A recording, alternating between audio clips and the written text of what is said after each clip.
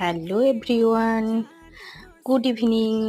আজ আমার বোন এসেছে বাপের বাড়িতে দেখা করতে। বোনের সাথে বোনের বর, বোনের মেয়ে আর বোনের শ্বশুর শাশুড়ি সঙ্গে এসেছে। অ্যাকচুয়ালি দেখা করতে এসেছে, যাবে শ্বশুর বাড়ি। কালকে ভোট আছে, ভোট দিতে। তো আমি একটু ঠান্ডা ঠান্ডা মিছরির জল করলাম, মিছরির জল করে তাদেরকে একটু দিয়ে দিলাম মাসিমা মেসোমশাইকে।